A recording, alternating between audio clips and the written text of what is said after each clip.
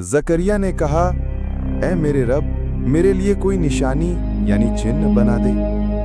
अल्लाह ने कहा, तेरी निशानी ये है कि तू 3 दिन तक लोगों से इशारे के सिवा बात नहीं करेगा और अपने रब को बहुत याद कर और सुबह व शाम उसकी तस्बीह किया कर। और याद करो कि जब फरिश्तों ने कहा, ऐ मरियम, निस्संदेह अल्लाह ने तुझे चुन लिया और तुझे पवित्र किया और संसार की सारी औरतों में तुझे श्रेष्ठ बनाया।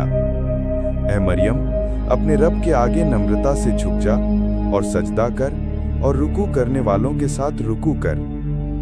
ये किस्सा गैब की खबरों में से है जिसे हम तुम्हारी ओर वह्य के द्वारा भेजते हैं। तुम उनके पास नहीं थे जब वे आपस में झगड़ रहे थे कि मरियम का संरक्षक कौन बनेगा, और ना ही तुम उनके पास थे जब वे कूड़ा डाल रहे थे। और याद करो कि जब फरिश्तों ने कहा, ऐ मरियम, अल्लाह तुझे अपने पास से एक कलीमा की शुभ सूचना देता है, उसका नाम मसीह ईसा इब्ने मरियम होगा। वो दुनिया और आखिरत में इज्जत वाला होगा और अल्लाह के समीप रहने वालों में से होगा। और वो लोगों से गहवारे यानी पालने में और बुढ़ापे में बातें करेगा और वो नेक लोगों में से होगा।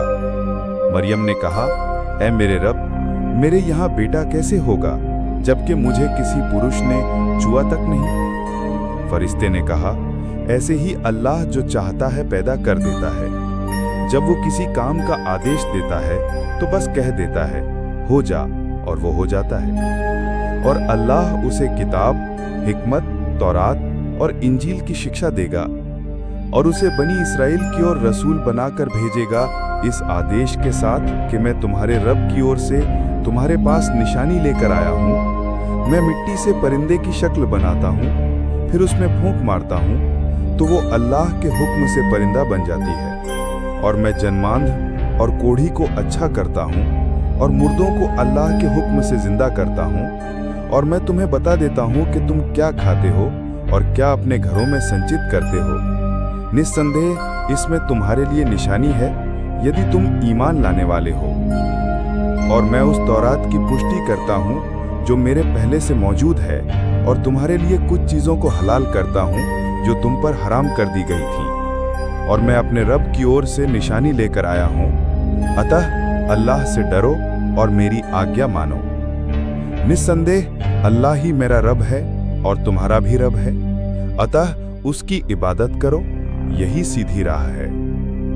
फिर जब ईसा ने उनसे कुफ्र को महसूस किया तो उसने कहा, कौन है अल्लाह की राह में मेरा मददगार?